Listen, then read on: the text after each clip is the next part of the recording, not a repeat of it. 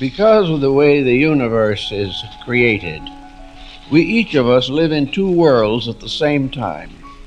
We have to live in the outer life of our own bodies and the inner life of our own souls. Hello and welcome to Living in the Inner Life. I'm your host, Chris Sheridan, and I want you to join with me on a discovery and inquiry process into our inner lives, this interior part of ourselves that's filled with our thoughts, our feelings, our beliefs, our memories, all of our life experiences that go into how we respond to and take in the outside world in our total life. Now, one of the greatest things in life is love, and this being Valentine's Day 2023 at the time of this recording, I thought I would give that a shot. So this is the romance of the soul, sometimes known as the Hermetic Marriage, and it is the most common theme behind just about every love story allegory from religious scripture or mythology, movies, and even fairy tales, which we're very familiar. Okay, so what is this? Who is Prince Charming? Who is Sleeping Beauty? Okay, these are parts of ourselves, whether it's Orpheus and Eurydice, if it's Tristan and Isolde, if it's really anybody in these characters, because these are allegories. They tell us something about ourselves. This is true love. This is the real love, the romance, the marriage between the sun and the moon, between yin and yang, that completeness can only be found when these two parts are harmonized together. Now, in our human lives, and the one way that we can look at some of these ancient and forever love stories, because they get told and retold over and over again, is that it seems like it's with two people. And yes, that's true, and these are characters, but really what it's getting to, it's an allegory for the two parts of ourselves. We have this material body, and we have a spirit, a spiritual, energetic life force. The two have to be united. Now, in our everyday lives, they are to a certain degree, but there's something broken. There's something not connected. Okay, and that's this marriage. We have to become one with ourselves, with these two halves of ourselves. Because if it's just a patriarchy or just a matriarchy, we're going to be incomplete. It's when these two are brought into balance, harmonized, to where the best of each is brought in together in this relationship, this sacred marriage, that we have harmony and beauty and power and a life force and purpose that's worth living. Okay? So let's start with Sleeping Beauty, for instance, all right? Beauty, that is the better part of ourselves, the soul, is asleep. And where is she asleep? She's in a forest. She's hidden, okay? And Prince Charming has, I guess that's who the character is, has to find her, okay? And because he has to be reunited. And it is that spiritual force, okay, that can energize and vitalize the material, the Sleeping Beauty, to wake her up, okay? And so he has to go through trials. He has to go through the forest. There's thorns and thistles and all kinds of obstacles, which is what we have to get through in our lives to get to that beauty, that part of ourselves that's asleep, that needs to be awakened, okay? And when he finally does get her, and I guess it's with a kiss, she's restored, she's awakened, the two are united as one. That's why we have this wedding ring. It's a continuous band. This circle is now complete. But it's complete within each individual. Now, in our lives, the way we're constructed with male and female, whether that's biological or any other way you want to look at gender, we're looking at it in a symbolic sense. Okay, like you have positive and negative in an electrical current. You need to have both, or you have no current. You have to have electrons and positrons in each atom for life to exist, for anything to exist. Okay, and you have to have zeros and ones, or you don't have binary code. Okay, so never mind the language. This is the positive and the negative. It is the spiritual and the material. It is intellect and beauty that together produce this most amazing creature, and that is ourselves. That is our better selves. So I know in movies there's a line, you complete me, talking to another person. But in these fairy tales and myths and scriptural stories, it's really the romance between the two that brings the one together. So yes, maybe we do need this other person in our lives, or this other part to awaken the part inside, but it's a part that we already have. Okay, and this is the job that we have to do. We have to find the sleeping beauty. We have to reawaken her, bring her back into the fold. Okay, and it could also be Cinderella. Look at that one. What does Cinderella need? She's cut off from her true heritage. She's shoved in the basement. In a way, she's the one that's sleeping, although she's very active. She's separated from her Prince Charming. And for her to attain that, to reunite with that part of herself, she has to go through the stepsisters, the stepmother, all the obstacles, all the disadvantage, all the powerlessness that she feels. And she brings in this supernatural force, the fairy godmother, and she has tasks to complete. You need this divine guidance, whether it's a Merlin or Tinkerbell or whoever in fairy tales, or if it's a mentor, or if it's the gods and goddesses of mythology. We need this archetypal force to carry us through, because we can't really do it on our own.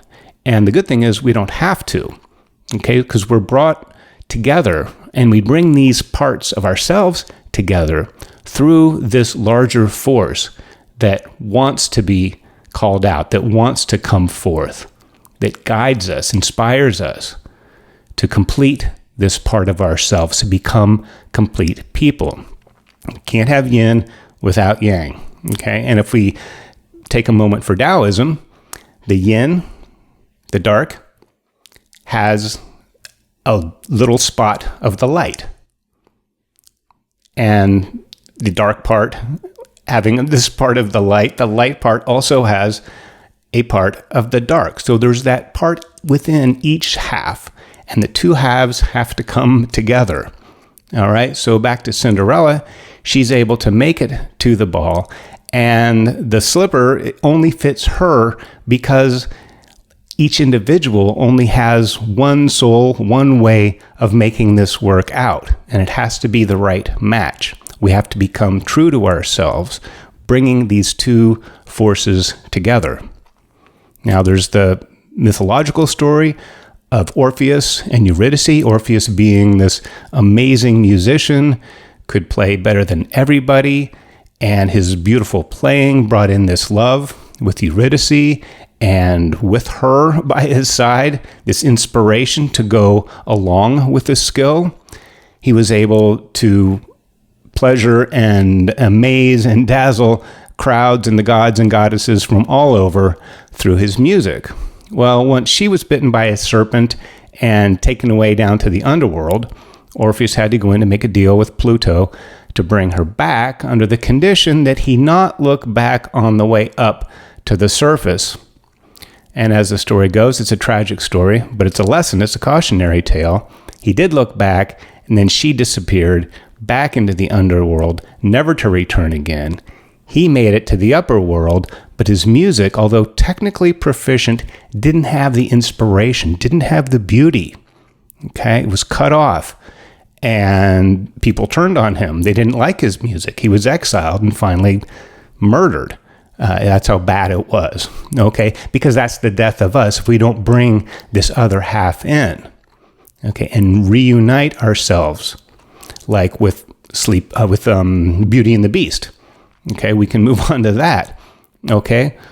The Beast was, I guess, under a spell or somehow transformed as a punishment into this hideous creature, which is what we can become if we just rely on facts and intellect and reason and all these kind of masculine associated things without the beauty, without inspiration, without excitement.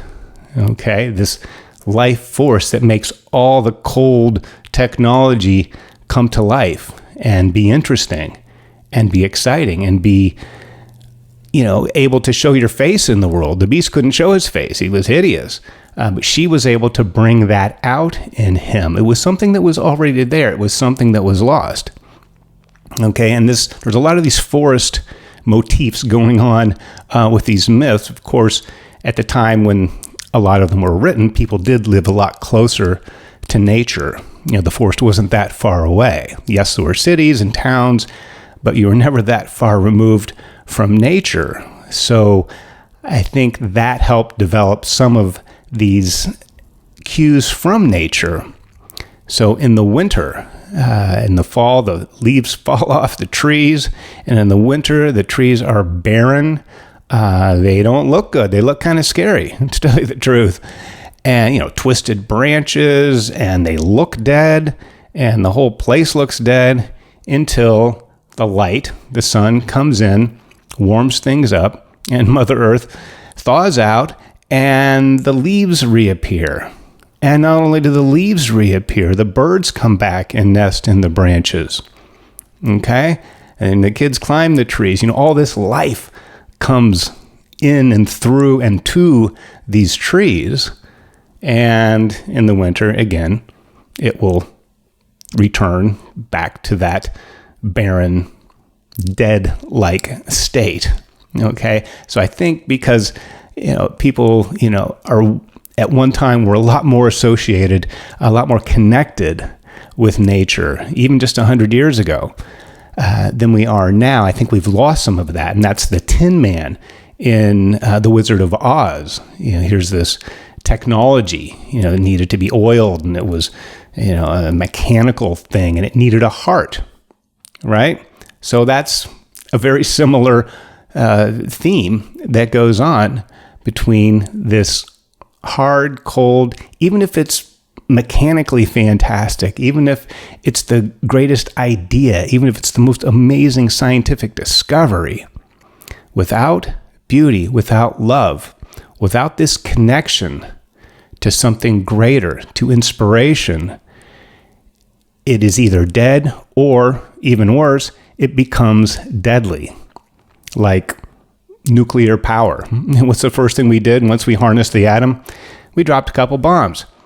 Okay, and that was certainly a technological marvel and scientific achievement, but it didn't at all, I don't think, have that beauty, that inspiration, that truth, that Sophia energy that comes in and tempers the cold and the hard, the calculated and the sterile. It brings it to life.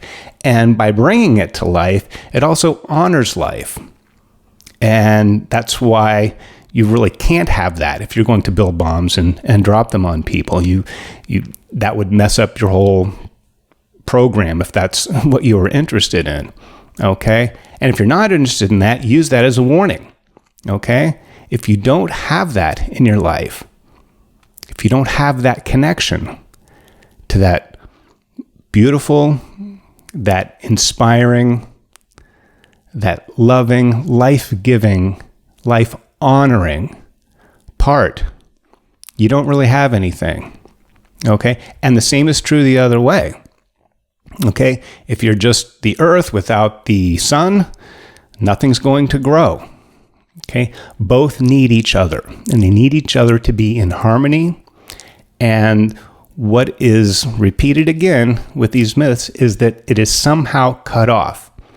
Okay? Asleep. Rapunzel is in the tower. It's up there. It's hard to get to. And that's the thing about attaining this, about finding that other sacred half within yourself. We learn from these myths and these stories, these fairy tales, that it's very difficult. You have to go through the forest, to recapture the maiden from the dragon. You either have to slay the dragon or somehow bargain with it to release it, because it's hoarding it.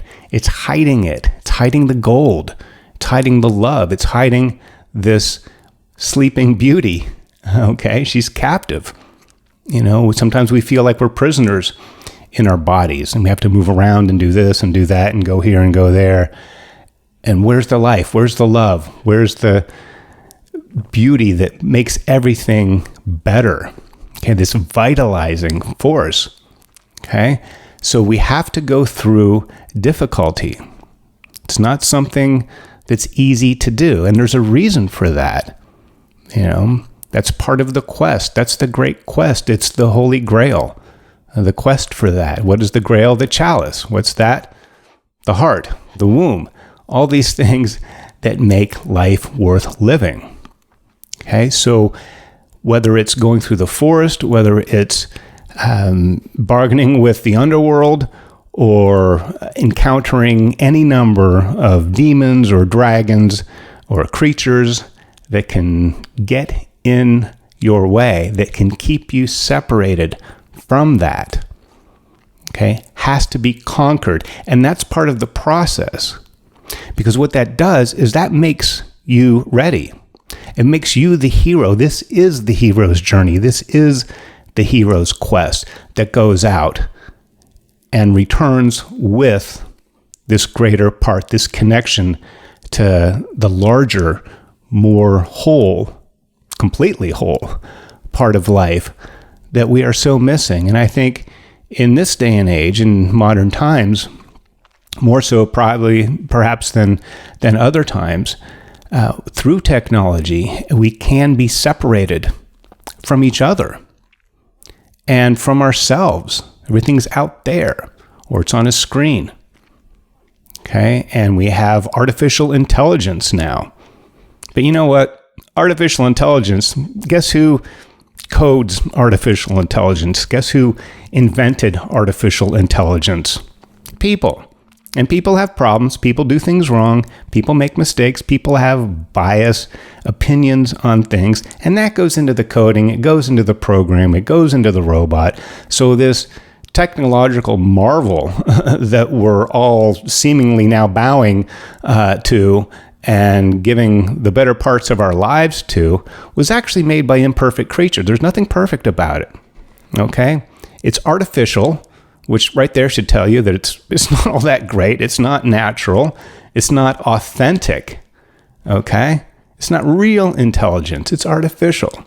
Now, computers, technology, all that stuff is great if we use it to extend our existing capabilities.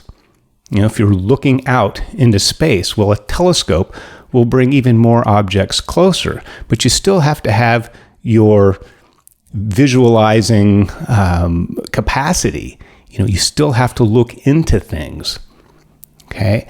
Or if you have power, if you can walk or you can run, well, then you can get in a car and you can go a lot faster, but you still have to have the brains behind it that's going to drive correctly, or it's going to go to the right place, or you're doing something for the right reason.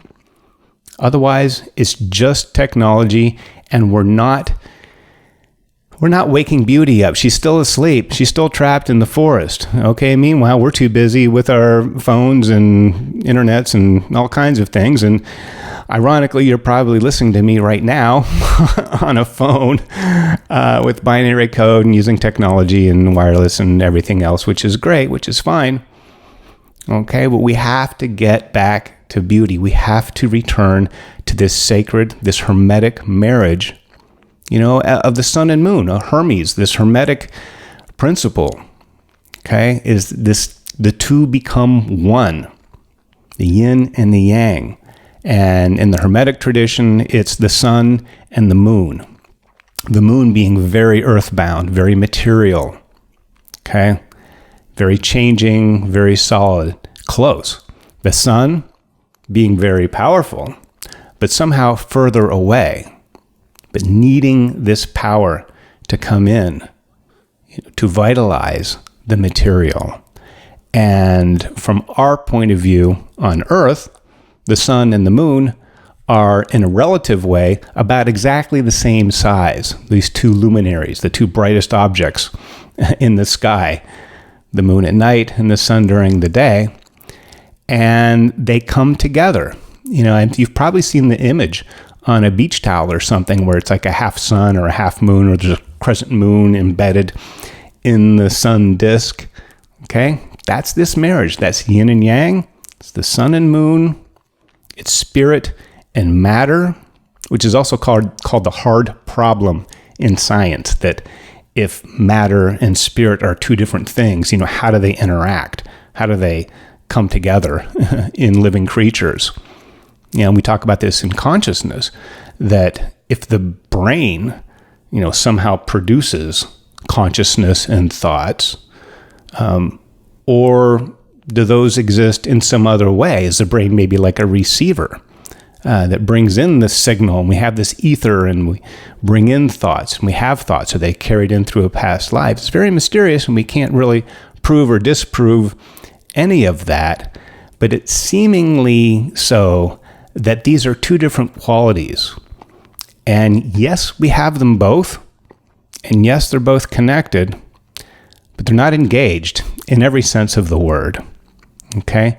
So bring this in, have the romance, buy her flowers, go out there and search for her, or him if it's Prince Charming, the other way. It really doesn't matter. If it's beauty going after the beast to temper this beast and beautify and really release what's trapped. Okay, the beast still was, a handsome man and everything, but due to the enchantment and the curse or whatever spell he was put under, it was removed. It was hidden. It was covered up by this ugliness, okay, or this sleepiness, this awakening. That's why spiritual awakenings, is a term that gets used a lot. When Buddha was asked, are you enlightened? And he said, I am awake.